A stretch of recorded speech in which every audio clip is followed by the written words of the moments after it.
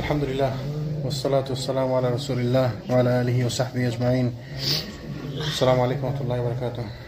ইনশাআল্লাহ আমরা আমাদের ধারাবাহিক সাপ্তাহিক আলোচনা আবু বকর রাদিয়াল্লাহু আনহু জীবনী সম্পর্কে আলোচনা করতেছিলাম। আমরা এই বইয়ের এই পর্যায়ে যে পর্যায়ে আমরা আছি, এখান থেকে আমাদের জন্য বেশি গুরুত্বপূর্ণ আলোচনা। এখন আমরা যে পর্যায়ে আছি বইয়ের, ওইখানে আমাদের জন্য বেশি গুরুত্বপূর্ণ এই অংশটুকু। কেন? কারণ আবু বকর রাদিয়াল্লাহু আনহু খলিফা হওয়ার পর সিদ্ধান্তগুলো নিয়েছেন, আমরা বলছিলাম যেটা হচ্ছে রাসূল সাল্লাল্লাহু আলাইহি ওয়াসাল্লামের পিওর অনুসরণ, কমপ্লিট অনুসরণ করা। তো এইখান থেকে আমরা বুঝতে পারবো যে কীভাবে রাসূল সাল্লাল্লাহু আলাইহি ওয়াসাল্লামকে অনুসরণ করা যায় বা কীভাবে অনুসরণের ক্ষেত্রে কী কী করা যায়। এবং তিনি যে খলিফা ছিলেন, নেতা ছিলেন, আবু বকর রাদিয়াল্লাহু আনহু ইমাম ছিলেন, তারা বুঝতে পারবো যে এখান থেকে কীভাবে নেতারা নেতাগিরি করবে, ইমামরা ইমামগিরি করবে, তাই না? খলিফা কিভাবে রাষ্ট্র চালাবে, এই যে শিক্ষাটা রাসূল সাল্লাল্লাহু আলাইহি ওয়াসাল্লামের সুন্নতের আদলে কিভাবে রাষ্ট্র চালাইছে, এখান থেকে আমরা শিক্ষা নিতে পারবো, প্র্যাকটিক্যাল শিক্ষা। তো এই জন্য আমাদের জন্য জিনিসটা বেশি গুরুত্বপূর্ণ। আমরা বলছিলাম ওই দিন যে আবু বকর রাদিয়াল্লাহু আনহু খলিফা নির্বাচিত হলেন, তাই না? তারপরে ওমর রাদিয়াল্লাহু আনহু তাকে সবার সামনে পরিচয় করে দিলেন খলিফা হিসাবে। পরিচয় মানে কি? যে খলিফা হিসাবে সবার সামনে পরিচয় করে দেওয়া। তো তারপরে আবু বকর রাদিয়াল্লাহু আনহু একটি বক্তব্য দিলেন সবার সামনে, যুগান্তকার একটা বক্তব্য। এই বক্তব্যের মধ্যে শুধুমাত্র এই বক্তব্য নিয়ে আলোচনা করা যাবে অন্তত 2-3 দিন। ছোট্ট একটি বক্তব্য, কিন্তু এত সুন্দর সুন্দর কথা বলছেন। আমরা আলোচনা করবো ইনশাআল্লাহ। আল্লাহ সুবহানাহু ওয়া তাআলা আমাদের তৌফিক দেন। ওয়া মা তাওফীকি ইল্লা বিল্লাহ। তিনি বলছেন, হে লোক সকল, আমি আপনাদের নেতা নির্বাচিত হয়েছি, অথচ আমি আপনাদের মধ্যে সর্বোত্তম ব্যক্তি নই। দেখেন এই কথার দ্বারা কি বুঝাইলেন? অথচ তিনি কিন্তু এই পুরা আরবের মধ্যে রাসূল সাল্লাল্লাহু আলাইহি ওয়াসাল্লামের পরে আর এর থেকে ভালো ব্যক্তি আর কেউ নাই। সর্বোত্তম ব্যক্তি বলতে আবু বকর থেকে ভালো কোনো ব্যক্তি এই তৎকালীন সময় উম্মতের মধ্যে নাই। এবং তৎকালীন সময় কি কিয়ামত পর্যন্ত এর থেকে ভালো ব্যক্তি কেউ আসবে না রাসূল সাল্লাল্লাহু আলাইহি ওয়াসাল্লামের পরে। মানে রাসূল কি বলছেন? আবু বকর সিদ্দিক, মানে সিদ্দিক মানে শুধু সত্যবাদী না, সত্যবাদীদের সর্দার, মানে হেড সত্যবাদী, দি ট্রুথফুল। তাহলে যাকে রাসূল সাল্লাল্লাহু আলাইহি ওয়াসাল্লাম উপাধি দিয়েছেন, আল্লাহ সুবহানাহু ওয়া তাআলা কোরআনে কত জায়গায় বলেছেন যে যারা ভালো কাজ করবে তারা কাদের সাথে থাকবে? নবিয়্যুন ওয়াস সিদ্দিকুন ওয়াস শুহাদা, নবীদের সাথে, সিদ্দিকদের সাথে কিয়ামতের দিন থাকবে। ওই সিদ্দিকদের সর্দার হচ্ছেন এই সিদ্দিক, আবু বকর সিদ্দিক। তো এর মতো ভালো মানুষ আসবে না পৃথিবীতে আর, তাই না? তিনি কি বলতেছেন? আমি আপনাদের নেতা নির্বাচিত হয়েছি, আমি অত যোগ্য লোক না, আপনাদের মধ্যে সর্বোত্তম ব্যক্তি আমি না। দেখেন কি বিনয়, কি মহত্ব। আমাদের মধ্যে এরকম আছে সুবহানাল্লাহ। মানে আমি যদি একটা ভালো কাজ করি, আমি এটা প্রচার করবো, আমি ওই ভালো কাজ করলাম, ওই ভালো কাজ করলাম, আমি এটা করলাম, আপনারা আমার পাত্তা দেন না, মানেন না, আপনারা কি মনে করছেন আমি কত ভালো কাজ করি, আমি এটা করি সেটা করি, মানে শেষ নাই বলে, মানে আমার ডুল আমি নিজে পিটিতে ঢুল ভেঙে গেলাম, এই অবস্থা আমাদের। অথচ আবু বকর কি বললেন? যে আমি আপনাদের মধ্যে সর্বোত্তম ব্যক্তি নই। এবং উনি এটা বিনয়তার খাতির বলে না, উনি আসলেই তো বলছে, মন থেকেই বলছে, উনি চায়নি খলিফা হইতে। আমরা কতদিন আলোচনা করতেছিলাম। তারপর কি বলছেন? যদি আমি ভালো কাজ করি তবে আপনারা আমাকে সাহায্য করবেন, আর যদি আমি অন্যায় কাজ করি তবে আপনারা আমাকে সঠিক পথে ফিরিয়ে আনবেন। এই কথাটা কোন নেতা আমাদের মধ্যে বলে? মানে নেতা হইতে তো এইভাবে বলতে হবে যে আপনারা আমাকে নেতা বানিয়েছেন, আমি যদি ভালো কাজ করি আপনারা আমাকে অনুসরণ করবেন, আমাকে ভালোবাসবেন, আর যদি আমি খারাপ কাজ করি আমাকে সঠিক পথে ফিরিয়ে আনবেন। এই কথাটা বলার সাহস আমাদের কয়জনের আছে? এখন নেতা কিভাবে হয়? দেশের রাষ্ট্রনেতা হইতে পারে, উম্মতের নেতা হইতে পারে, এই মসজিদের ইমাম হইতে পারে নেতা, আবার আপনার বাসার হেড হিসেবে আপনিও নেতা, তাই না? ধরেন একটি জায়গা সফরে বেরিয়েছেন, সফরে আছেন, তো সফরে একজন নেতা, তো প্রত্যেক লোক নেতা। রাসূল কি বলছে? কুল্লুকুম রাঈন, তোমরা সবাই রাখাল, যার যার অধীনস্থদের উপরে তোমরা সবাই রাখাল। তাহলে যেমন আপনি আপনার বাসা সবার মধ্যে আপনি নেতা, আপনার বাসায় আপনার বউ বাচ্চাদের সামনে উপরে আপনি নেতা। তাহলে সবার জন্য শিক্ষাটা দরকার। তাহলে তিনি কি বলছেন? দেখেন কি গুরুত্বপূর্ণ কথা, যে বলছেন যদি আমি ভালো কাজ করতে পারি আপনারা আমাকে সাহায্য করবেন, যদি আমি অন্যায় কাজ করি তাহলে আপনারা আমাকে সঠিক পথে ফিরিয়ে আনবেন। এই যে কি সুন্দর, মানে ওই যে অ্যাকাউন্টেবিলিটি। যদি আমি ভালো কাজ না করি আপনারা আমাকে ফিরিয়ে আনবেন। আচ্ছা, তারপর কি বললেন? স্মরণ রাখবেন সততা, আমানত আর মিথ্যা খেয়ানত। সততা, আমানত আর মিথ্যা খেয়ানত, তিনটা জিনিস। সততা থাকতে হবে, আমানতদারিতা থাকতে হবে, আর মিথ্যা খেয়ানত করা যাবে না। তো আপনারা যে আমাকে আমানত হিসাবে এই চেয়ারে বসাইছেন, পজিশনে বসাইছেন, আমি যদি পজিশনের খেয়ানত না করি। পজিশনের খেয়ানত কীভাবে? সম্পদ আমি আপনাদের থেকে একটু বেশি নিলাম, তাই না? সুবিধা আপনাদের থেকে আমি একটু বেশি নিলাম, এগুলো খেয়ানত, আমানতের খেয়ানত। এগুলো করা যাবে না। আচ্ছা, আমরা কন্টিনিউয়াসলি এগুলো করতেছি আমরা। যেমন এক্সাম্পল ধরেন, আমরা সবাই এটার জন্য দায়ী, সবাই থাক। এক্সাম্পল দিতে গেলে সমস্যা, নিজের গায়ে আসবে বিপদ। এক্সাম্পল দিতে গেলে বিপদ। সুবহানাল্লাহ, আল্লাহ যেন আমাদেরকে হেফাজত করেন। ইনশাআল্লাহ আপনাদের মধ্যে দুর্বল ব্যক্তি আমার নিকট শক্তিশালী। দেখেন কি কথাটা কি বলছে, একটু খেয়াল করেন। মানে সুবহানাল্লাহ, এই যে ইনস্ট্যান্টলি আমরা তো বক্তব্য বানিয়ে নিয়ে আসি, আমরা তো বক্তব্য রেডি করে নিয়ে আসি। খুতবা যদি দেওয়া লাগে আমরা খুতবা রেডি করে নিয়ে আসি, এনারা তো রেডি করার নাই। এরা তো যখন সামনে আসছে বলছে কি বলছে দেখেন, ইনশাআল্লাহ আপনাদের মধ্যে দুর্বল ব্যক্তি আমার নিকট শক্তিশালী যতক্ষণ না আমি তার অধিকার আদায় করে দিতে পারি। তাহলে আপনাদের মধ্যে দুর্বল যে ব্যক্তি সে আমার নিকট শক্তিশালী যদি যতক্ষণ না আমি তার অধিকার আদায় করে দিতে পারতেছি। তাহলে এই রাষ্ট্রের আমার অধীনে যারা আছে সবাই আমার কাছে সমান। তো আপনাদের মধ্যে দুর্বল যে ব্যক্তি, গরিব যে ব্যক্তি, বা দুর্বল মানে উইক, দুর্বল মানে পুয়ার, দুর্বল মানে লেস পাওয়ারফুল, তাই না? তো এই আপনাদের মধ্যে দুর্বল যে ব্যক্তি সে আমার কাছে পাওয়ারফুল, আমার কাছে সে শক্তিশালী। কেন? যতক্ষণ না আমি তাকে তার অধিকার ফিরিয়ে দিতে পারতেছি। যেমন একজন গরিব, সে যদি জাকাতের হকদার হয়, তাকে যদি তার জাকাতটা আমি পৌঁছে দিতে না পারি, তাহলে আমি তার কাছে গরিব, কারণ আমি তার হক দিতে পারি নাই, এখনো পৌঁছে দিতে পারি নাই। দেখ কি মানে কত কঠিন কথা বলছে, সহজ করে কি কঠিন একটা কথা বলছে। তোমাদের মধ্যে দুর্বল ব্যক্তি আমার কাছে শক্তিশালী ততক্ষণ পর্যন্ত যতক্ষণ না আমি তার কাছে তার অধিকার ফিরিয়ে দিতে পারি। আবার আর আপনাদের মধ্যে শক্তিশালী ব্যক্তি আমার নিকট দুর্বল যতক্ষণ না তার থেকে আমি হকদারের অধিকার ফিরিয়ে এনে দিতে পারি। তাহলে আপনি যত বড় মানে লিডার হন, যত বড় পয়সাওয়ালা আপনি হন, যত শক্তিশালী আপনি হন, আমার কাছে আপনি গরিব, আমার কাছে আপনি দুর্বল যতক্ষণ আমি আপনার কাছ থেকে গরিবের হক নিয়ে আসতে পারতেছি, আপনার কাছ থেকে যার হক পাও না তার হক আদায় করে আনতে পারতেছি। তাহলে কি বোঝা গেল? আদালত, বিচার, জাজমেন্ট, মানে যখন আপনি একটা পজিশনে থাকবেন, আপনি পজিশনের জাস্টিফিকেশন থাকতে হবে, পজিশনের সুবিচার করতে হবে, আপনি সবার জন্য সমান ব্যবহার করতে হবে। আপনার জন্য এক ব্যবহার, আপনার জন্য এক ব্যবহার, আপনার জন্য no, it's not how it works. তাহলে আমি যদি কোনো পজিশনে বসি, তাহলে আমার অধীনস্থ যত লোক আছে সবার প্রতি আমার সমান বিচার থাকতে হবে। তাহলে আমাদের মধ্যে শক্তিশালী যে, তাকে আমি একটু সম্মান করি, হ্যাঁ হ্যাঁ জি জি জি জি জি, না চলবে না। তাহলে আপনি লিডার হতে পারলেন না, আপনি খেলাফতের আদল লিডার হতে পারলেন না। আমাদের মধ্যে দুর্বল যে গরিব যে, আমরা তো করি এটা, অহরহ করি, যাও এটা নিয়ে আসো, এটা করো, অথচ সে আর ওই যে শক্তিশালী যাকে আমি বলতেছি না, দুজন সমান মুসল্লি। এখানে এক্সাম্পল ধরে আমার কথা বলতেছি, আমি ধরেন আজকে এখানে আমি ইমামতি করতেছি, তো এখানে দুজন লোক আছে, একজন খুব পয়সাওয়ালা, খুব মানে হ্যাডো মারা লোক আছে না, এরকম কিছু লোক থাকে তো সমাজে। আর কিছু লোক আছে একদম কেউ পাত্তাই দেয় না, হ্যাংলা পাতলা লোক, গরিব লোক, মনে হয় গরিব, আমেরিকা তো গরিব কেউ নেই, সবাই পয়সাওয়ালা, কিন্তু মানে সবাই যেন এর মনে করে কাজ করায়, যাও তুমি এটা নিয়ে আসো, ওটা নিয়ে আসো, ওটা করো, এটা করো, আমরা করি, কিন্তু এটা বাস্তব। আমি নাম বলবো না, সবাই আমরা জানি, আমরা এটা করি আমরা। আর একজন আছে তাকে কেউ কিছু বলবে না, কারণ সে একটু পয়সাওয়ালা, সে একটু দেখতে শুনতে পাওয়ারফুল, মনের জন্য একটু হ্যাডো মারা লোক, তাকে কিছু বলা যাবে না, তাই না? আমরা যারা সুযোগ পাই তারা সবাই সবকিছু বলি, আর কিছু লোককে আমরা কিচ্ছু বলি না। তাহলে এটা সুবিচার হলো না, তাহলে আপনি আপনার পজিশনে সুবিচার করতে পারলেন না। দেখেন কি কঠিন কথা বলছে, তো সেটা তার খেলাফতের প্রথম দিন, খলিফা হওয়া মাত্রই বক্তব্য দিতেছে। আর আপনাদের তারপর কি বললে, আর যে জাতি আল্লাহর পথে জিহাদ করা পরিত্যাগ করে আল্লাহ তাদেরকে লাঞ্ছিত অপমানিত করবেন। তাহলে যে জাতি আল্লাহর পথে জিহাদকে পরিত্যাগ করে, এখন বর্তমান যুগে তো জিহাদের সুযোগ নেই আমাদের, যদি কখনো সুযোগ আসে আমরা যেন এটা থেকে পরিহার না করি, এটা থেকে যেন দূরে না থাকি, এটা থেকে যেন পালিয়ে না থাকি। যুদ্ধক্ষেত্র থেকে পলায়ন করা বড় কবিরা গুনাহ। কবিরা গুনার যে লিস্ট আছে তার মধ্যে 6 বা 7 নম্বর একটা হচ্ছে যে যুদ্ধক্ষেত্র থেকে যে পলায়ন করে, পালিয়ে যায়। তো যুদ্ধক্ষেত্র থেকে পালিয়ে যাওয়া, জিহাদ থেকে দূরে সরে থাকা কঠিন অপরাধ, কুফরি, কবিরা গুনাহ, কুফরি না কবিরা গুনাহ। যে জাতির মধ্যে অশ্লীলতা ব্যাপক হয় সে জাতির উপর আল্লাহ ব্যাপকভাবে বালা মুসিবত নাজিল করেন। এটা হাদিসের কথা, এই যে কথাগুলো বলছেন হাদিসের আদলে বলছেন। ওই তিনি বলছেন যে জাতি আল্লাহর পথে জিহাদ করা পরিত্যাগ করে আল্লাহ তাদেরকে লাঞ্ছিত অপমানিত করবেন। এই কথাটা কেউ জানে একটা হাদিসের এরকম এই ব্যাপারে? এই কথার আদলে একটা হাদিস কেউ বলতে পারবেন? এই যে কথাটা আবু বকর বলছেন, এই যে এতগুলো কথা বলছেন না, একটা কথাও নিজেদের বানাই বলেন নাই, প্রত্যেকটা কথা হাদিসের আলোকে বলছেন, সুন্নতের আদলে বলছেন। যে শিখছেন না, রাসূলুল্লাহ সাথে ছিলেন সারা জীবন, প্রতিটা মুহূর্তের সঙ্গে ছিলেন, শিখছেন। এই যে কথাটা বলছেন যে যাতে আল্লাহর প্রতি জিহাদ করা পরিত্যাগ করে আল্লাহ তাদেরকে লাঞ্ছিত অপমানিত করবেন। রাসূল সাল্লাল্লাহু একটি হাদিস আপনারা শুনছেন অনেকে হয়তো, তিনি বলছেন যারা ব্যবসার মধ্যে নিমজ্জিত থাকবে, সোনা রূপা বিক্রির মধ্যে, সংগ্রহের মধ্যে নিমজ্জিত থাকবে, বিজনেস ট্রানজাকশনে লেগে যাবে, আল্লাহর রাস্তা থেকে জিহাদ থেকে সরে যাবে, এই সমস্ত মানে দুনিয়াবি কারণে মুক্ত হয়ে গোড়ার লেজ ধরে থাকবে, হাদিস বলতেছি না, হাদিস কিন্তু গোড়ার লেজ ধরে থাকবে, ব্যবসা বিক্রিতে মুক্ত হয়ে যাবে, জিহাদ পরিত্যাগ করবে, তাদেরকে আল্লাহ সুবহানাহু ওয়া তাআলা লাঞ্ছিত করবেন। তাদেরকে লাঞ্ছিত করবেন ততক্ষণ পর্যন্ত যতক্ষণ না তারা আবার ফিরে আসে আল্লাহর দিকে। তার মানে আপনি ব্যবসাতে লিপ্ত হয়ে গেছেন, আপনি চাকরিতে লিপ্ত হয়ে গেছেন, আপনি দুনিয়া নিয়ে ব্যস্ত হয়ে গেছেন, আপনার ওই জিহাদ পরিত্যাগ করছেন, এগুলো এখন আর আমাদের লাগে না, এগুলো আমাদের দরকার নাই, আমরা এগুলো ভুলে গেছি, আমরা চিন্তাই করি না। তাহলে আল্লাহ সুবহানাহু ওয়া তাআলা আপনাকে এমন লাঞ্ছিত করবেন আপনার লাঞ্ছনা দূর হবে না যতক্ষণ না আপনি আবার যেগুলো সব মুছে গিয়ে তবা করে ফিরে না আসছেন আল্লাহর দিকে।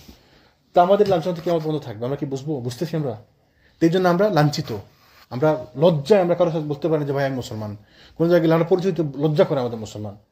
কোনো জায়গায় গেছেন নামাজের সময় সে নামাজের জন্য জায়গা চাইতে আমাদের লজ্জা করে, আমরা লজ্জায় বলি না যে আমি একটু নামাজের জায়গা চাই, একটু নামাজ জায়গা দেন আমারে, বা আমার 5 মিনিট সময় আমি একটু নামাজ পড়ে আসি। এই যে আমরা বলি না লজ্জা কেন? কারণ আল্লাহ সুবহানাহু ওয়া তাআলা আমাদেরকে লাঞ্ছিত করে রাখছেন। এই জিনিসগুলো আমরা কয়জনে বুঝি? আমরা বছর যারা গোড়ার লেজ ধরে থাকবে, মানে যারা কৃষিকাজে ব্যস্ত হয়ে থাকবে, যারা সোনার রূপা বিক্রিতে ব্যস্ত হয়ে থাকবে, মানে যারা ব্যবসা বাণিজ্যে ব্যস্ত হয়ে থাকবে তাদের, এবং যারা জিহাদ পরিত্যাগ করে মানে আল্লাহ রাস্তায় চেষ্টা করে সে বাদ দিয়ে দিল, তারা আর ওইটা নিয়ে কোনো ফিকির নাই। তাইলে আল্লাহ সুবহানাহু ওয়া তাআলা আমাদেরকে লাঞ্ছিত করে। আবু বকর রাদিয়াল্লাহু আনহু কথাটা বলছেন, হাদিসের আলোকে বলছেন না, প্রত্যেকটা কথা হাদিসের আলোকে বলছেন। তারপর কি বলছেন? যে জাতির মধ্যে অশ্লীলতা ব্যাপক হয় সে জাতির উপর আল্লাহ ব্যাপকভাবে বালা মুসিবত নাজিল করেন। এটা আবু বকরের কথা, কিন্তু এটার বদলে হাদিস আছে। রাসূল বলছেন না, যে জাতির মধ্যে অশ্লীলতা বৃদ্ধি পায় তাদের উপর আল্লাহ সুবহানাহু ওয়া তাআলা এই মহামারী প্লেগ নাজিল করবেন। তাহলে মহামারী কেন হয়? প্লেগের কারণে হয়। দেখেন যতগুলো মহামারী আসে, যখন সমাজে বিশৃঙ্খলা তৈরি হয়, অশ্লীলতা বৃদ্ধি পায়, তখন মহামারী আসে। শয়তানি রোগ যতগুলো আছে, হেপাটাইটিস, তারপরে ওই এইডস, তারপরে সিফিলিস, গনোরিয়া, এই যে শয়তানি যে রোগগুলো আছে, শয়তানি থেকে আসে, অশ্লীলতা থেকে আসে। অশ্লীলতা ছাড়া এই রোগগুলো হয় না। তো যখন অশ্লীলতা থাকবে আল্লাহ সুবহানাহু ওয়া তাআলা রোগ নাজিল করবেন, মহামারী নাজিল করবেন, প্লেগের তো নাম ধরে বলছেন, প্লেগ আসবে। তারপর কি বলছেন? আমি যতক্ষণ আল্লাহ এবং রাসূলের আনুগত্য করি ততক্ষণ আপনারা আমার আনুগত্য করবেন। তাইলে আমাদের মধ্যে নেতা যে থাকবে তাকে আমরা আনুগত্য করবো কতক্ষণ? যতক্ষণ সে আল্লাহ এবং রাসূলের আনুগত্য করবে, এবং তিনি খলিফা, ইসলামের খলিফা, তৎকালীন সময় ইসলাম খলিফা মানে সারা পৃথিবীর মুসলমানদের নেতা, তাই না? কি বলতেছেন? যতক্ষণ আমি আল্লাহ এবং রাসূলের আনুগত্য করি আপনারা আমার আনুগত্য করবেন। তাহলে আনুগত্য, এই কথাটা কিসের আদলে বলছেন? কোরআন আদলে বলছেন না? আল্লাহ সুবহানাহু কোরআনে কি বলছে? আতিউল্লাহ আতিউর রাসূল ওয়া উলিল আমরি মিনকুম। তুমি আল্লাহ আনুগত্য করো, আল্লাহ রাসূলের আনুগত্য করো, এবং তোমাদের মধ্যে যারা উলিল আমর, নেতা, স্থানীয় ব্যক্তি, এদের অনুসরণ করো, আনুগত্য করো, তাই না? তাহলে আবু বকর বলছেন আমার আনুগত্য করো যতক্ষণ আমি আল্লাহ এবং রাসূলের আনুগত্য করি। আল্লাহ আনুগত্য না থাকলে আপনি কিসের নেতা? You are nobody. রাসূলের আনুগত্য না থাকলে আপনি কিসের নেতা? You are nobody. আমাদের মধ্যে এগুলো আছে, আমাদের নেতাদের মধ্যে এগুলো আছে। সুবহানাল্লাহ। তাহলে আমরা সবাই চিন্তা করবো নিজেকে নেতা হিসাবে, সবাই নেতা। আমি বলছিলাম না, রাসূল কি বলছে? সবাই রাখাল তার পালের উপর। তাহলে আপনি আপনার বাসায় নেতা, আপনি আপনার বাসায় নেতা, আপনি আপনার বাসায় নেতা, আপনার ছেলেদের মেয়েদের, আপনার বউয়ের উপর আপনি নেতা। তাহলে আপনি নেতা হিসেবে নিজেকে চিন্তা করেন, এবং এই ক্যারেক্টারগুলো আমাদের মধ্যে নিয়ে আসার চেষ্টা করেন। আমি যেন এক ছেলেকে বেশি না দিই, আরেক ছেলেকে কম না দিই। আমি যেন আমার পরিবারের সদস্য একজনকে কম, একজনকে বেশি না দিই। আমি যেন কারোর সাথে সুবিচার, সবার সাথে যেন সুবিচার করি, কারোর সাথে যেন ইনজাস্টিস না হয়। জাস্টিস, আদালত একটা রাষ্ট্রের ভিত্তি। যে রাষ্ট্রে সুবিচার নাই ওই রাষ্ট্র টিকবে না, সুবিচার থাকতে হবে। বরঞ্চ ইবনে তাইমিয়া রাহিমাহুল্লাহ একটি বলছেন যে আল্লাহ সুবহানাহু ওয়া তাআলা যে রাষ্ট্রের সুবিচার থাকে, যে জায়গায় সুবিচার থাকে, সেই রাষ্ট্র যদি নন মুসলিমও হয় আল্লাহ সুবহানাহু ওয়া তাআলা এদের উপর বারাকা নাজিল করেন। শাইখুল ইসলাম ইবনে তাইমিয়া রাহিমাহুল্লাহ বলছেন, দেখেন কি কঠিন কথা বলছে, এরা কি না বুঝা বলছে? বলছে যারা, যে রাষ্ট্রে আদালত থাকে, সুবিচার থাকে, ওই রাষ্ট্রে যদি এরা মুসলমান নাও হয় আল্লাহ সুবহানাহু ওয়া তাআলা এদের উপর বারাকা নাজিল করেন। আর যে রাষ্ট্রে সুবিচার থাকে না, যদি মুসলিম রাষ্ট্রও হয় আল্লাহ সুবহানাহু ওয়া তাআলা রাষ্ট্রে বারাকা নাজিল করেন না। তো উনি না বুঝে বলছে। এই কথাগুলো বাস্তব। দেখবেন আপনি কত মুসলিম দেশে মানে উন্নতির করছে। কেন? তারা মানুষকে সম্মান করে। এই দেশটা এখন না, কুফার দেশ, কিন্তু এদের এমন এমন ব্যবস্থা আছে যেটা আমাদের মুসলিমদের মধ্যে থাকা উচিত ছিল, তাই না? অনেক ক্ষেত্রে উন্নতি হয় না। তো উন্নতি কি এমনি এমনি হয়নি, আল্লাহ সুবহানাহু ওয়া তাআলা নাচে উন্নতি হইতো নি। আবার আমাদের দেশ দেখেন, মুসলমান 90% মুসলমান, 1% ফৌজদি, বাকি 89% বেনামাজি। 90% মুসলমানদের মধ্যে 89% বেনামাজি। নাই, সুবিচার নাই, যার যা ইচ্ছা তাই করতেছে। দেশে কোনো শৃঙ্খলা আছে? কোনো মানে কিছু আছে দেশে? কোনো সুবিচার নাই, কোনো ভালো কিছু নাই দেশে, কোনো উন্নতি নাই, অবনতি। তো তিনি বলছেন যদি আল্লাহ এবং তার রাসূলের অবাধ্য হয় তাহলে আপনারা আমার আনুগত্য করতে বাধ্য নন। সরাসরি বলতেছে। কোনো নেতা বলতে পারবে যে যতক্ষণ আমি সুন্নতের উপর থাকবো, কোরআনের উপর থাকবো, আপনারা অনুসরণ করবেন, আর যতক্ষণ আমি কোনো সুন্নতের উপর থাকবো না আপনারা আমাকে অনুসরণ করবেন না? এরকম বড় সাহস আছে আমাদের মধ্যে কারো? নাই। কারণ আমি যখন নেতা হই তখন আমি নেতা, আমি নিয়ম, আমি সংবিধান, আমি সংগঠন, আমি সব কিছু, আমি যা বলছি ওইটাই ঠিক। তাইলে আমরা ইসলামে দেখছি না, ইসলামের ইতিহাসে দেখছেন, খলিফাদের জীবনকে আমরা দেখছি না, তখন ভুল করে সবাই শুদ্ধ ঠিক করে যায়, বলার পরে উনি যদি ভুল হয় এটা ঠিক করে, এটা করে না? আল্লাহ রসুলকে বলছে না, ওমর রাদিয়াল্লাহু বলছেন ইয়া রাসূলুল্লাহ আপনি এটা না করে ওটা করলে মনে হয় ভালো হইতো। সাহাবীরা বলছেন ইয়া রাসূলুল্লাহ এটা কি আপনার মত নাকি আল্লাহ সুবহানাহু ওয়া তাআলার পক্ষ থেকে ওহী? যদি ওহী হয় তাহলে আমরা কিছু বলবো না, আপনার মত হলে আমার একটা মত আছে, তাইলে আমি আপনাকে একটা জিনিস বলতে চাই। তো যখনই তারা দেখছে, তাদের কাছে মনে হয়েছে যে জিনিসটা আর একটু অন্যরকম হলে ভালো হইতো, বলছে না তারা? বলছে। তো যেটা আল্লাহ সুবহানাহু ওয়া তাআলা রাসূল সাল্লাল্লাহু আলাইহি ওয়াসাল্লাম মনে করছে ভালো, তিনি বলছে না এটাই ঠিক। আর যখন তিনি বলছে দেখছেন ওদের মত ভালো, উনি ওদেরটা নিছে না? রাসূলুল্লাহ নিছে, সাহাবীরা নিছে, খলিফারা নিছে, সবাই নিছে। তাহলে আমি আপনি কেন হু এম আই? আমি কেন নিতে পারি না? মানে আমার রাসূল থেকে বড় নেতা আমি, আবু বকর থেকে বড় নেতা আমি? তারপর তিনি কি বলছেন, আচ্ছা এখন সবাই নামাজের জন্য দাঁড়ান, আল্লাহ আপনাদের প্রতি সদয় হন। মানে খুতবার আদলে নামাজ, কোনো এক নামাজের সময় বলছেন। তো এদের রাষ্ট্র জীবনটা ছিল নামাজ ভিত্তিক, ওনাদের জীবনটা ছিল নামাজ ভিত্তিক। ওই মসজিদে আসছে, মসজিদে এসে আলোচনা, নামাজের সময় আলোচনা, নামাজের পরে আলোচনা, মানে নামাজ ভিত্তিক। দেখবেন প্রত্যেকটা ভাষণ দেখবেন মসজিদের মধ্যে নামাজের সময়, নামাজের আগে বা একটু পর নামাজ শুরু হয়েছে, বা ঈদের খুতবা, জুমার খুতবা, আরাফার মাঠের খুতবা, এইগুলোই আলোচনা। আলোচনা যখনই কোনো আলোচনা করছে এগুলোই আলোচনা। আমাদের জন্য নামাজ একটা, আলোচনা একটা। আমরা আলোচনার জন্য নামাজকে পিছিয়ে ওই 10টার সময় আজকে আসরের নামাজ হবে, এশার নামাজ হবে, হয় না এরকম? হয় না? প্রোগ্রাম হবে আজকে এশার নামাজ হবে একদম শেষে 10টার সময়, 11টার সময়। তারপরে অনেকে আছে ওই প্রোগ্রাম থাকলো আর নামাজের সময় ভাই ঠিক আছে আমি গেলাম, একটু যাইতে হবে, কালকে সকালে কাজ আছে, তো নামাজটা পড়ে দেন। না নামাজ বাসায় গিয়ে পড়বো, এখানে প্রোগ্রামের জন্য আসছে, নামাজ থেকে প্রোগ্রাম গুরুত্বপূর্ণ বেশি। তাহলে আমরা নামাজ ভিত্তিক না। আমি একটা যে মসজিদে নামাজ ফজরে পড়লাম, ফজর শেষ, অনেক লোক আসতেছে মসজিদের মধ্যে, সংগঠনের মিটিং আর ফজরের সময় নাই। আচ্ছা, এই আলোচনা থেকে এই যে মাত্র কতক্ষণ, এই মাত্র 3-4 লাইনের আলোচনা, আমরা একটা লম্বা করে জিনিস বলছি তো, মানে 3-4 লাইনের আলোচনা করছে। তো এখান থেকে এই বইয়ে ডক্টর আলী সাল্লাবি অন্তত 30 পৃষ্ঠা আলোচনা করছে এই বক্তব্যের উপরে। তো কি আমরা কিছু জিনিস বলবো, শুধু আনুগত্যের শপথ, বায়াতের তাৎপর্য। বায়াত কি কাহার সাথে কথা আমরা দিন বলছিলাম, বায়াত একটি কন্ট্রোভার্সিয়াল ব্যাপার আমাদের সমাজে। বায়াত নিয়ে অনেক কথা বলছে। তবে আসলে বায়াত কার কাছে করতে হবে? রাষ্ট্রপ্রধানের কাছে, ইসলামী রাষ্ট্রপ্রধানের কাছে। শুধু রাষ্ট্রপ্রধান বললে ভুল হবে। আমরা কি এখানে এই দেশে রাষ্ট্রপ্রধানের কাছে বায়াত করবো? না, আবার ইসলামী রাষ্ট্রের প্রধান হইতে হবে, তাই না? তাইলে যার তার কাছে বায়াত করার দরকার নাই, চলবে না। কারণ আমি ইমাম হইছি, আমাকে বায়াত করবেন আপনার ঈশা? না, এটা বায়াত নাই। আমি এটা সংগঠনের সভাপতি হইলাম, আমার কাছে বায়াত করবেন? না, করবেন না। বায়াত কার কাছে করবেন? বায়াত হচ্ছে আনুগত্যের শপথ আর কি। আনুগত্যের শপথ কার কাছে? রাষ্ট্রের নেতার কাছে, ইসলামী রাষ্ট্রের প্রধানের কাছে, খলিফার কাছে, তাই না? তো খলিফার কাছে বায়াত কিভাবে করবেন? কাছাকাছি যারা আছে সরাসরি হাতে বায়াত করবে, হাতে হাত দিয়ে বায়াত করবে, এইভাবে হাতে হাত দিয়ে বায়াত করবে। আর বড় বড় সমাজের নেতা যারা আছে, নেতৃস্থানে যারা, তারা এসে হাতে হাতে বায়াত করবে। আর দূরে যারা আছে তারা ওই খলিফার দ্বারা বা ওই নেতা দ্বারা নির্বাচিত কোনো গভর্নরের কাছে বা তার প্রতিনিধির কাছে বায়াত করবে, ওনার জন্য, ওনার নামে, ওনার পক্ষ থেকে বায়াত নেবে। এইভাবে হচ্ছে বায়াত। তো বায়াত হচ্ছে আনুগত্যের শপথ। কিন্তু আমাদের মধ্যে তো আনুগত্য নাই। আমাদের মধ্যে আনুগত্য আছে? কোন আনুগত্য নাই। তো বায়াত যদি নাও থাকে, কেউ যদি মসজিদের ইমাম হয়, তাকে আনুগত্য করবেন না? করতে হবে ওই শর্ত অনুযায়ী। ওই যে যতক্ষণ আমি কোরআন সুন্নাহর উপর থাকবো আনুগত্য করবো, যতক্ষণ আমি কোরআন সুন্নাহর উপর থাকবো না, কোনো আনুগত্য নাই। কিসের আনুগত্য? আপনি আল্লাহ রাসূলের আনুগত্য না, আল্লাহর আনুগত্য না, আমি আপনার কেন আনুগত্য থাকবো, তাই না? আবার যতক্ষণ পর্যন্ত সুবিচার করবেন আমি আপনার আনুগত্য, যতক্ষণ সুবিচার করবেন না আমি আপনার অনুগত না। আপনাকে আমি ঠিক করবো, যদি ঠিক হন তো ভালো, ঠিক না হইলে আমি আপনার অনুগত না। এইগুলো এই শর্ত সমূহের উপর ভিত্তি করে আনুগত্য থাকবে।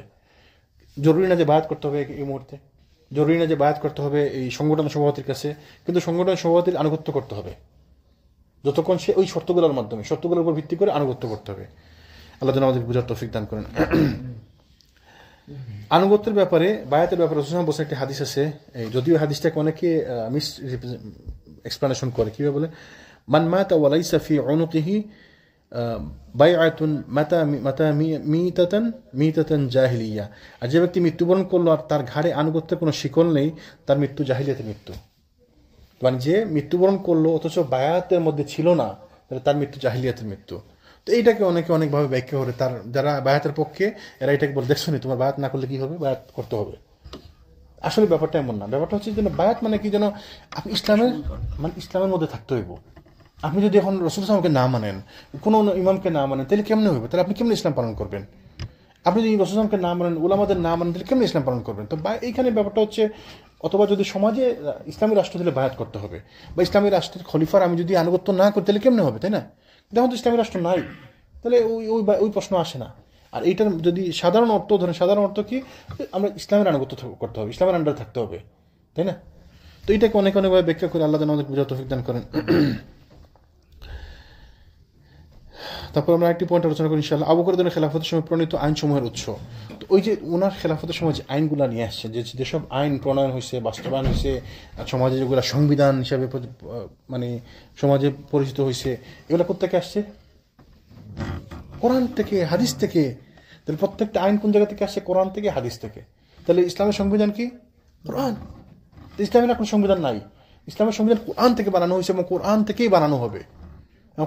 কোরআনই হচ্ছে সংবিধান। তাই না? আমরা ধরেন এক্সাম্পল, আমি একটা মানে মুখস্থ কথা বললাম যে ভাই আমাদের সংগঠনের সংবিধান তো কোরআন, এই যে কোরআন। তখন আমি কোরআন থেকে সংবিধান রুলিংস বাইর করতে পারবো না, আপনি বাইর করতে পারবেন না। আমি কোরআন থেকে সংবিধানের কোন রুলিংস বুঝিয়ে না, আপনি বুঝেন, আন্তাজি বলে দিলাম আর কি। তাহলে এটার জন্য কি করতে হবে? যখন আমরা বলবো যে আমাদের সংবিধান হচ্ছে কোরআন, তার মানে কোরআনের জ্ঞান থাকতে হবে আমার। তা আমি যে বললাম আমাদের সংবিধান হচ্ছে কোরআন, আজকে এখানে একটা লোক খারাপ কাজ করলো, এখানে একটা চুরি করলো, তো দেন রুলিংস দেন। আমি বললাম যে ভাই কোরআন সংবিধান, সংবিধান বের করে দেখেন কি আছে, পারবেন বের করতে? সহজ। তার মানে আমাদের জ্ঞান থাকতে হবে। তো কোরআনকে সংবিধান মানতে হইলে জ্ঞান থাকতে হবে আমাদের, জ্ঞান থাকতে হইব, রেফারেন্স থাকতে হইব, নাম্বার থাকতে হইব, আমরা পুরাটার মধ্যে ওইটাই তো মানে জ্ঞান, নলেজ থাকতে হইব। জ্ঞান থাকতে হইব। তাহলে আমরা খালি খালি বলি আর কি, তো আমাদের কোনো জ্ঞান নাই, আমরা আবেগে, ইমোশনে, আর আমাদের ধৈর্য কম। জ্ঞান কম থাকার কারণে ধৈর্য কম। ধৈর্য কম, একটা জ্ঞান কম হওয়ার একটা লক্ষণ। আমাদের ধৈর্য কেন কম? সহজ হয়ে গেল। জি, আমাদের সংবিধান কোরআন বললেই সহজে বলে ফেললাম, সহজ হয়ে গেল। কিন্তু আসলে কি আপনি বুঝেন কোরআন? আচ্ছা ঠিক আছে, আপনি আমাকে রুলস বাইর করে দেন তো কোরআন থেকে। তাহলে আপনি বলবেন ঠিক আছে, অবশ্যই বলতে হবে, কিন্তু জ্ঞান নিয়ে বলতে হবে, আমাদেরকে স্টাডি করতে হবে। আমরা কই স্টাডি করি? আল্লাহ যেন আমাদের বোঝার তৌফিক দান করেন। আল্লাহ সুবহানাহু ওয়া তাআলা বলেন, ইন্না আনজালনা ইলাইকাল কিতাবা বিল হাক্কি লিতাহকুমা বাইনান নাসি বিমা আরাকা আল্লাহু ওয়া লা তাকুন লিল খাইনিনা খাসিমা। নিশ্চয়ই আমি আপনার প্রতি সত্য কিতাব অবতীর্ণ করেছি যাতে আপনি মানুষের মধ্যে ফয়সালা করেন। তাহলে কিতাব অবতীর্ণ করেছি যেন আপনি মানুষের মধ্যে ফয়সালা করেন। তাহলে কি বুঝাইলো আল্লাহ সুবহানাহু ওয়া তাআলা? যে আপনি এই কিতাব অনুসারে ফয়সালা করবেন। আচ্ছা, তারপর যার প্রতি আল্লাহ আপনাকে দিক নির্দেশ করেন, তার মানে এই কিতাবের দিকে আল্লাহ দিক নির্দেশ করছেন আমাদেরকে। আপনি বিশ্বাসঘাতকদের পক্ষ থেকে বিতর্ককারী হবেন না। তাহলে আপনি বিতর্ক করবেন না, কোরআন থেকে ফয়সালা দিবেন। সিম্পল। দুজন আমাদেরকে জ্ঞান অর্জন করতে হবে। আচ্ছা, রাসূল সাল্লাল্লাহু আলাইহি ওয়াসাল্লামের সুন্নতের অনুসরণ আবু বকর কিভাবে করছেন? ইসলামী বিধিবিধানের জন্য রাসূল সাল্লাল্লাহু আলাইহি ওয়াসাল্লামের সুন্নত হচ্ছে দ্বিতীয় উৎস। সুন্নতের মধ্যে একজন কোরআন মাজিদ বর্ণিত বিধানসমূহের বাস্তব ভিত্তিক আমল পাওয়া যায়, তাই না? তাহলে তিনি যে নিয়মগুলা আনছেন, যে আইনগুলা তৈরি করছেন, যে আইনগুলা মানা হয়েছে, প্রত্যেকটা আইন কোরআন থেকে এবং হাদিস থেকে। প্রথমে তো কোরআন থেকে, তারপরে হাদিস থেকে। সেই জন্য যদি কেউ রাসূল সাল্লাল্লাহু আলাইহি ওয়াসাল্লামের আনুগত্য ছাড়া নিজের পক্ষ থেকে কিছু বানায়, তাহলে তাকে মানা যাবে না, তার এই আদেশ মানা যাবে না। রাসূল সাল্লাল্লাহু আলাইহি ওয়াসাল্লাম বলছেন, লা তাআতা ফি মাসিয়াতিল ইন্নামা তাআতা ফিল মা'রুফ। আল্লাহর নাফরমানির কাজে কোনরূপ আনুগত্য নেই, আনুগত্য করতে হয় কেবল ন্যায়সঙ্গত কাজে। তাহলে আল্লাহর নাফরমানি যদি কেউ করে, তাহলে তার ওই কাজে আনুগত্য করা লাগবে না। ধরেন এক্সাম্পল, আপনারা আমাকে আসে দায়িত্ব দিলেন নমতে, তাই না? তা আমি বললাম যে এখন থেকে তো আমার আনুগত্য করতে হবে না, তো সবাই আনুগত্য করবেন। তা আমি বললাম আজকে আমরা এশার আযানের 20 মিনিট আগে নামাজ পড়ে ফেলবো। যেহেতু আমি ইমাম, আমি সিদ্ধান্ত নিলাম এশার আযানের 20 মিনিট আগে নামাজ পড়ে ফেলবো। আপনার আনুগত্য করতে হবে আমার। করা যাবে না? করা যাবে না। কেন করা যাবে না? কারণ ওয়াক্তের আগে নামাজ পড়ার তো বিধান নাই। তাহলে আমি যত বড় ইমামই হই না কেন, আমি যদি ওয়াক্তের আগে নামাজ পড়ার বিধান তৈরি করি, এই বিধান মানা যাবে না। তাহলে আল্লাহর নাফরমানির ক্ষেত্রে কোনো আনুগত্য নাই। আল্লাহ সুবহানাহু ওয়া তাআলা নাফরমানির ক্ষেত্রে কোনো আনুগত্য নাই। আমি ধরেন বললাম, রাসূল সাল্লাল্লাহু আলাইহি ওয়াসাল্লাম বলছে, কুরআন হাদিস থেকে সাব্যস্ত হয়েছে যে যাকাতুল ফিতর পয়সা দিতে পারবেন না, আপনাকে খাদ্য দিয়ে দিতে হবে। তাহলে আমি বললাম যে না, ইটস ওকে, যাকাতুল ফিতর আপনি মসজিদে দিয়ে দেন, এই যে পয়সা ডোনেশন বক্সে দিয়ে দেন, আমরা এগুলো মসজিদে কাজে লাগাই নেব, আরো ভালো কাজে ব্যয় হবে। আপনি কাকে দিবেন, কে পাইতো না পাইতো, মসজিদে কাজে লাগিয়ে দিলাম, সারা জীবন আপনার সাদকা জারিয়া চলবে। আমি আপনাকে সুন্দর করে রুলিংস রেফারেন্স দিয়ে ফতোয়া দিয়ে দিলাম, যেটা সাদাকা জারিয়া, আপনার সবার বেশি হবে। আপনার মনে হইতে পারে ভাই তো ঠিকই বলছে, আমি যদি অমুককে দিতাম হয়তো এক ওয়াক্ত খাইয়ে বাথরুমে যেত শেষ। আর যদি মসজিদে দিতে, মসজিদে একটা ইট লাগানো হইলো, ইট তো থাকবে, যতদিন থাকবে আমি সব পাইতে থাকবো। আপনাকে সুন্দর করে বুঝাই বললাম, আপনি মনে মনে আমার ঠিকই তো বলছে। এই যে আমি রুলিংস দিলাম, আমার সুবিধা মতো ফটো বানিয়ে দিলাম, সুন্দর করে একটা রংচং ছড়াই দিলাম, আপনার তো মনে হতে পারে হ্যাঁ মাশাআল্লাহ খুব সুন্দর বলছো, তো ঠিকই তো, যুক্তিসঙ্গত কথা, ঠিক না? যুক্তিসঙ্গত কথা না? তো মানা যাবে না? মানা যাবে না, নাফরমানি। আল্লাহ এবং তার রাসূলের নিয়মের মধ্যে আমি ব্যত্যয় ঘটাইছি, বানাও নাফরমানি। তা আমি আল্লাহ নাফরমানি করছি, আপনি অনুগত করবেন? করবেন না, চলবে না। এখন যদি আপনার কথা আপনি আমাকে বলবেন, ঠিক করে দিবেন, যদি ঠিক করে দেন আমি যদি মানি তো মানলাম, আর যদি না মানি তাহলে আপনি আমার আন্ডারে থাকার দরকার নেই, আপনি এখানে থাকার দরকার নেই, আপনাকে থাকতে হবে না এখানে। বুঝা গেছে? এই হচ্ছে নেতাগিরি। আর আমাদের নেতাগিরি আমরা যা বলি তাই। বলছি তো বলছি, বলে ফেছি, বলে ফেছি, আবার কি আমার, আমি নেতা না? আমি যা বলছি ওইটাই ঠিক। দেশের নাগরিক কর্তৃক খলিফাকে পর্যবেক্ষণ তার কাজকর্মে জবাবদিহিতা। আবু বকর রাদিয়াল্লাহু আনহু কি বলছিলেন যে যদি আমি ভালো কাজ করতে হবে আপনারা আমাকে সাহায্য করবেন, যদি আমি অন্যায় কাজ করতে হবে আপনারা আমাকে সঠিক পথে ফিরিয়ে আনবেন। আমাদের মধ্যে মেন্টালিটি আছে, আমরা বলি তো সবসময় যে ভাই যদি আমি কোনো ভুল করি আমাকে কিন্তু বলবেন, কিন্তু বলার পরে যে আমি যে রাগ করে যে ফিউরিয়াস হই, আপনারা আমাকে দ্বিতীয়বার কোনো ভালো খারাপ কাজ দেখলে বলবেন না, বলেন না। এটা বাস্তব নি, কথাটা বাস্তব নি। প্রত্যেক ইমাম বলে না যে if I do any mistake let me no please, I will correct my self. তো তাকে বলার পরে সে কি ঠিক করে? সে তো রাগ করে, এমন এমন একটা ভাব করবে এই ফতোয়াটাকে সে সুন্দর করে মানে এটা ফতোয়া মানে ওই হালালাইজ করে ফেলবে, আপনাকে বুঝিয়ে দিবে যা বলছে এটাই ঠিক, ঠিক না? তা আমাদের মধ্যে ইখলাস নাই, খুলুসিয়ত নাই, আমরা আল্লাহর প্রতি ভয় নাই আমাদের। এই যে আমরা যে কাজগুলো করি, আমরা যে আল্লাহকে ভয় করতাম, কাজগুলো করতাম। এই যে আমরা বিভিন্ন প্রোগ্রামে যাই, নাচ গান করি, এই মিউজিক বাজতেছে, নাচ গান চলতেছে, ছেলে মেয়ে একসাথে মিলামিশা করে নাচতেছে, গাইতেছে, যদি আল্লাহকে ভয় করতে গেলে করতে পারতো? আমার মেয়ে আমার চোখের সামনে পুরো পুরুষের সাথে নাচ গান করতেছে, আমি এটাকে হাততালি দিতেছি, আমি খুশি ভিডিও করতেছি, মানে আউযুবিল্লাহ, মানে আপনার কোনো গায়রা নাই, গীরত নাই, আপনার মধ্যে কোনো গায়রত নাই, মানে কি কঠিন ব্যাপার। আমার মেয়ে আমার বউ নাচতেছে অন্যান্য তার বন্ধু বান্ধবের সাথে, আমি এটাকে বাবা দিতেছি, তালি দিতেছি, আমি ভিডিও করতেছি, আমার সংরক্ষণে রাখতেছি, যেন একটা স্মৃতি রাখতেছি। সুবহানাল্লাহ, আপনি কি আমার কিভাবে জবাব দেবেন আল্লাহকে? আপনি কি ধরনের পুরুষ? তা আপনি আল্লাহকে ভয় করেন না? আল্লাহকে যদি ভয় করতে এগুলো করতো, আল্লাহর যদি তার খেয়াল থাকতো সেগুলো করতো না। তা আমরা আল্লাহকে ভয় করি না, তো আল্লাহকে ভয় করা লাগবে না, দরকার ছিল না আমাদের? সুবহানাল্লাহ, আমরা কি ঘাটতি, কত ঘাটতির মধ্যে আছি আমরা। আবু বকর রাদিয়াল্লাহু বলছেন যদি আমরা ভালো কাজ করি আপনি আমাকে সাহায্য করবেন, যদি আমি অন্যায় করি আমাকে সঠিক পথে ফিরিয়ে আনবেন। প্রতিটি নাগরিকের জবাবদিহিতা করার অধিকার আছে, সব প্রত্যেক নাগরিকের। এবং এটা আমরা রাসূলুল্লাহ বর্ণিত দেখছি, রাসূল সাল্লাল্লাহু আলাইহি ওয়াসাল্লাম এই গনিমতের মাল বিলি করতেছেন। এক সাহাবী এসে বলল, ইয়া রাসূলুল্লাহ, আপনি আমাদেরকে দেন নাই, আপনি আমাদের সাথে পার্সিয়ালিটি করছেন, ওদেরকে বেশি দিয়েছেন, আমাকে কম দিয়েছেন। তার কাছে মনে হয়েছে যদি রাসূলুল্লাহ কি এরকম করতে পারেন, ইনজাস্টিস না? তিনি বলছেন যে না, আমার থেকে ভালো বিচারক এই পৃথিবীতে আর কেউ নাই। এবং তারপরে তিনি বুঝিয়ে দিচ্ছেন যে কিভাবে এটা শুদ্ধ বিচার হয়েছে।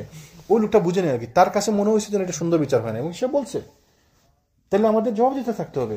ওমর রাদিয়াল্লাহু আনহু ভাষণ দিতে খুতবা মিম্বরে দাঁড়াইছেন, ভাষণ দিবেন, সাহাবী এসে বলছে, তারা বলছেন দাঁড়ান, পরে ভাষণ, পরে খুতবা, আগে আপনি উত্তর দেন, আপনি কিভাবে এই লম্বা জুব্বা বানাইলেন? রাষ্ট্রে যে গনিমতের মাল আছে সবাই ভাগে সমান পাইছে, তো আপনার ভাগে যেটা আসছে আমার ভাগে সেম কাপড় আসছে, আমার কাপড় দিয়ে তো আমার একটা জুব্বা হলো না, আপনি কেমনে তো লম্বা জুব্বা বানাইলেন? তো জবাবদি করতে হবে আগে, তারপরে আপনি খুতবা দিবেন। আবু বকর রাদিয়াল্লাহু আনহু তাদের রাষ্ট্রে যে গনিমতের মাল আসতো, তাই না? তো সবাই তো ওদের সময় দেখেন কি সুন্দর সমাজ ব্যবস্থা ছিল। রাষ্ট্রের কোষাগার যত পয়সা থাকতো সবাইকে ভাতা দেওয়া হতো, রাষ্ট্রের প্রত্যেকটা নাগরিককে ভাতা দেওয়া হতো। তো যদিও রাষ্ট্র ছোট ছিল, যদিও মদিনা রাষ্ট্র ছোট ছিল, কিন্তু প্রত্যেকটা নাগরিককে ভাতা দেওয়া হতো রাষ্ট্র থেকে। মানে এটা কল্পনা করা যায় পৃথিবীতে কোনো দেশ আছে এরকম যে রাষ্ট্রের প্রত্যেকটা নাগরিককে ভাতা দেয়, পয়সা দেয়, মাসিক পয়সা দেয়, প্রত্যেক মাসে পয়সা দেয়। সুবহানাল্লাহ। তো আবু বকরের সময় রাদিয়াল্লাহু আনহু সবাইকে 10 দিরহাম করে দেওয়া হতো। আয়েশা রাদিয়াল্লাহু আনহা বলছেন যে আমাদের প্রথম বছরের খেলাফতে আমরা সবাই 10 দিরহাম করে পাইতাম। মানে রাষ্ট্রের প্রত্যেকটা নাগরিক 10 দিরহাম করে পাইতো সরকার থেকে ভাতা। কেন? কারণ সরকারের ইনকাম আছে, সরকার দিতেছে। তো সরকারের ইনকাম তো সরকার কি এমনি খালি জমা বাড়াবে, মানে রাষ্ট্র কোষাগার রাখবার বৃদ্ধি করবে? দরকার কি? রাষ্ট্র কোষাগার থাকার মানে তো জনগণের উপকার হইতে হবে। তো আবু বকর রাদিয়াল্লাহু আনহু কি করতেন, ওই গুড়া কিনতেন, উট কিনতেন, বর্ম কিনতেন, অস্ত্র যা লাগে কিনতেন, তারপরে বাকিটা সবার মধ্যে বিলি করে দিতেন। তার মেয়ে আয়েশাও পাইতো 10 টাকা, অমরও পাইতেন 10 টাকা, উসমানও পাইতো 10 টাকা, এবং তিনিও পাইতেন 10 টাকা। আমরা করতাম কি যে আমি আমারটা হিসাব আলাদা, আমি তো নেতা, আমার হিসাব আলাদা। আরে আপনাদের 10 টাকা করে দিচ্ছে, আমার হিসাব আপনারা আমাকে জিজ্ঞেস করেন, আমারটা তো আলাদা। দেশটা আমার গাড়ি কেমন চলবে, আমার বাড়ি কেমন চলবে, তাহলে সবাই 10 টাকা। তো আবার বলছেন দ্বিতীয় বছরে আমাদের অবস্থা আরো উন্নতি হলো, তো আমরা 20 টাকা করে নেওয়া শুরু করলাম। সবাইকে তিনি 20 টাকা করে দিলেন। সবাইকে যে সমান দিতেন, অনেক সাহাবিয়াতে দ্বিমত ছিল যে সবাইকে সমান কেন দিতেছেন। ওমর রাদিয়াল্লাহু আনহু বলেছেন, ইয়া খলিফাতুর রাসূলুল্লাহ, এই যে আপনি মুহাজিরদেরকে সমান দিতেছেন, যারা 2 বার হিজরত করছে, আবিসিনিয়াতে গেছে, মদিনাতে আসছে, হিজরত করছে, এদেরকে দিতেছেন 10 টাকা, আর যারা মক্কা বিজয়ের দিন মুসলমান হয়েছে এদেরকেও দিতেছেন 10 টাকা। এটা কোনো কথা হইলো? এরা সবাইকে সমান? সবাই কি ভালো কাজে সমান আগে গেছে? অনেকে তো ভালো কাজে অনেক বেশি আগে গেছে। আপনি এটা কোনো কথা হইলো? সবাইকে সমান দিতেছেন কেন? আবু বকর বলেন যে না ওমর, সবাই সমান। তো যেহেতু তিনি তো কোনো হারাম কাজ করতেছেন না, ওমর মানছেন, আনুগত্য করছেন। কিন্তু তার শাসনকালে, ওমরের শাসনকালে তিনি কি করছেন? ভাগ করে দিচ্ছেন। মুহাজিরদেরকে বেশি দিতেন, আনসারদেরকে কম দিতেন, যারা প্রথম দিকের মুসলমানদেরকে বেশি দিতেন, রাসূলুল্লাহর পরিবারকে বেশি দিতেন। মানে সবার জন্য ডিফারেন্ট ডিফারেন্ট স্কেল ছিল। যারা বদরি সাহাবীদেরকে বেশি দিতেন, যারা পরবর্তী মুসলমানদেরকে কম দিতেন, যারা নতুন সাহাবী নতুন মুসলমানদেরকে কম দিতেন, মানে বিভিন্ন স্কেল করছিলেন। তো তার কাছে মানুষের যুক্তিসঙ্গত। পরে তার খেলাফতের শেষের দিকে ওমর বলছেন, না যদি আমি আগের বছর ফিরে যেতে পারতাম, মানে আবু বকর যেটা করতেন, এখন আমি বুঝতেছি আবু বকর যেটা করতেন ওইটাই ঠিক ছিল, যদি আমি আগের বছর ফিরে যেতে পারতাম। তার মানে আবু বকর যখন যে সিদ্ধান্ত নেন ওটা অবশ্যই ভালো সিদ্ধান্ত নিয়েছেন।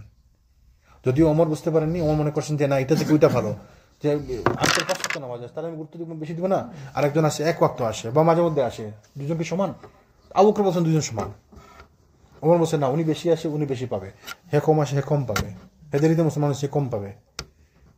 কিন্তু আবু বকর বলছেন সবাই সমান, সবাইকে সমান দিতেন।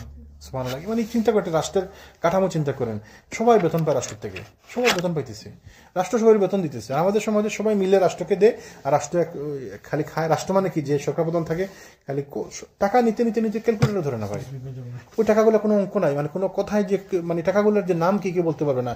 আমরা তো জানি বিলিয়ন, ট্রিলিয়ন, কোয়াড্রিলিয়ন, তারপরে তো আমরা জানি না নাম কি। আর সংখ্যা 2টা বাড়লে 0 2টা আমরা তো জানি না এগুলো কি বলে। এই পরিমাণ টাকা সরকার দেশ থেকে গায়েব হয়েছে, তারা গায়েব করে। ওই এত পরিমাণ টাকা নেই, ওই পরিমাণ টাকার নামও আমরা জানি না, ওই সংখ্যার নাম আমরা জানি না। আমরা বিলিয়ন, ট্রিলিয়ন, মিলিয়ন এগুলো তারপরে তো আমরা জানিও না। সুবহানাল্লাহ।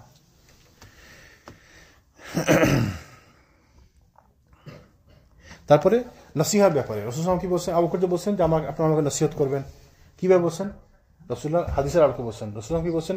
আদ-দীনুন নসিহা, দিন হচ্ছে নসিহার নাম, কল্যাণকামিতা। তাহলে আপনি আমাকে নসিহত দিবেন, আমি আপনাকে নসিহত দিব, আপনি আমাকে ঠিক করবেন, আপনি আপনাকে আমি ঠিক করবো, সবাই সবাইকে ঠিক পথে রাখবো।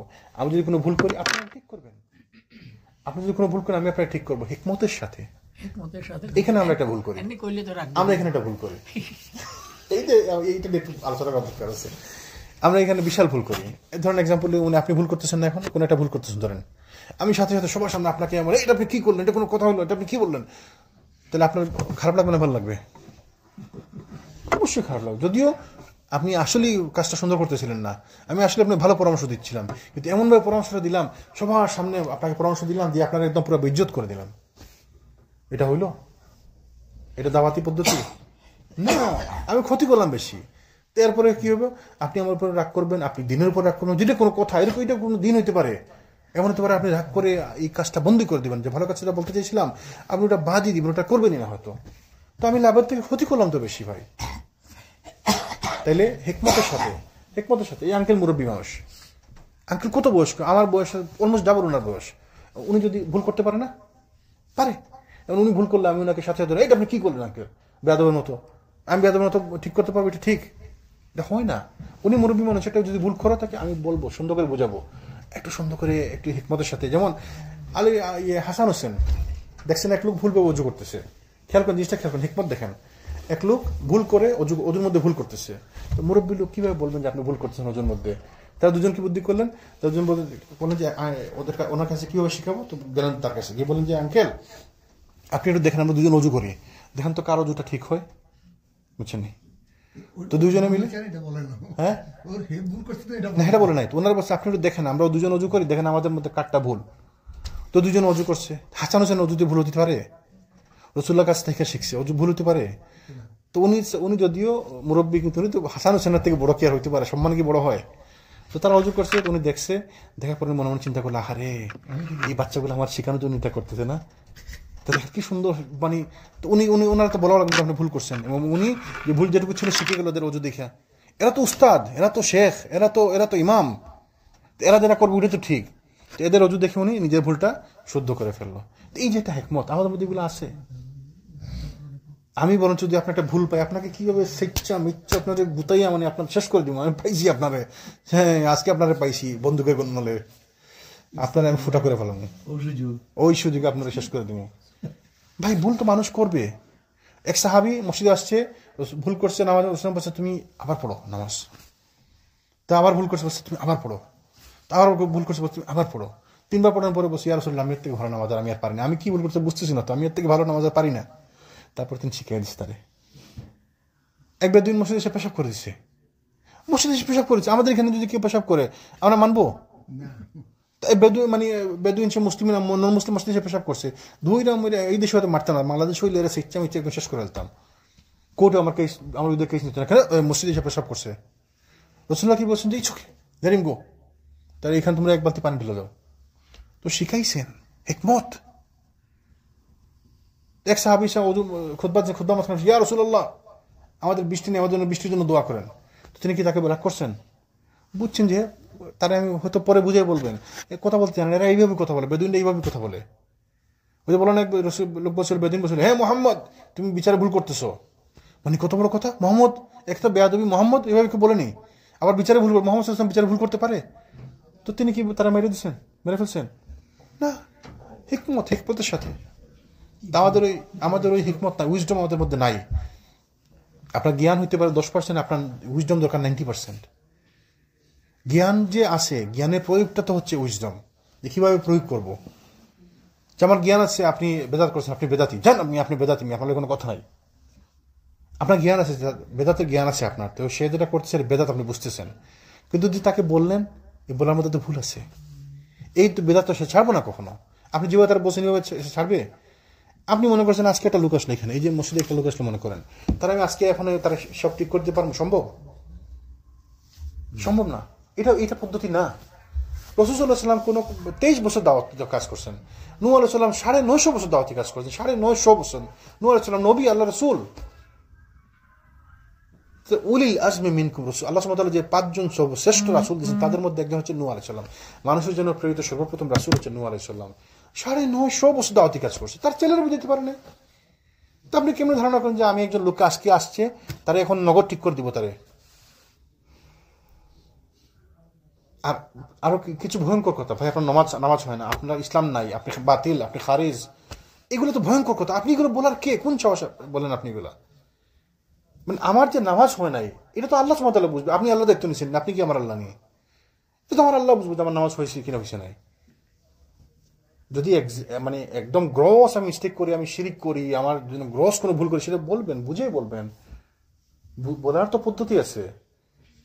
তা আমরা এটাকে এমনভাবে মানে সাথে সাথে ধইরা, ওই বলো না একদিন ওই দিন এক লোক বলতেছে ভাই আমি যে ইজারা করিনি, আমার নাকি নামাজ হয় নাই, আমার নামাজ নাকি বাতিল। কে বলছে? ওইখানে এক ভাই বলছে আমার নামাজ বাতিল। এটা কোনো কথা? তার নামাজ বাতিল করে দিলেন আপনি। আর ধরেন কপাল কাটা, সে সিদ্ধা দিতে পারতেছেন, আপনি তার নামাজ বাতিল করে দিলেন।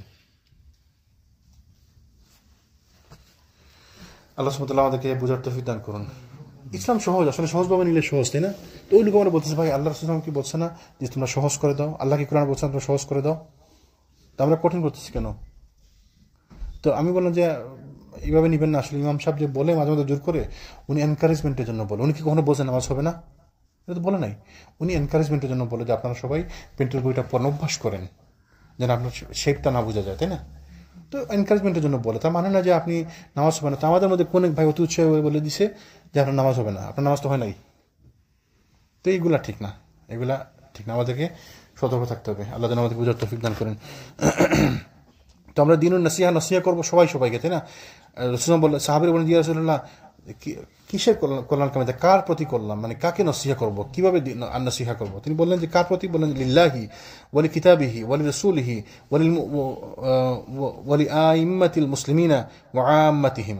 আল্লাহর প্রতি, আল্লাহর কিতাবের প্রতি, তার রাসূলের প্রতি, মুসলমানদের ইমামের প্রতি এবং দেশের সাধারণ জনগণের প্রতি। আমরা সবাইকে আমরা নসিহা করবো, সবাইকে আমরা কল্যাণ কামনা করবো, আমরা সবার ভালো চাইবো। আমি যদি আপনাকে একটি কথা বলি আপনার কাছে শুনতে খারাপ লাগে, কিন্তু এটা আপনার ভালোর জন্য বলছি। আপনি আমাকে ঠিক করলে আমাকে এইভাবে চিন্তা করতে হবে, উনি আমার ভালোর জন্য বলছে, মানে আপনি আমাকে ঠিক করছেন, মানে আমি ইমাম, আপনি আমাকে ঠিক করছেন, মানে এত বড় সাহস আপনার। এইগুলো যেন আমরা না করি। আল্লাহ যেন আমাদেরকে এগুলো থেকে হেফাজত করেন।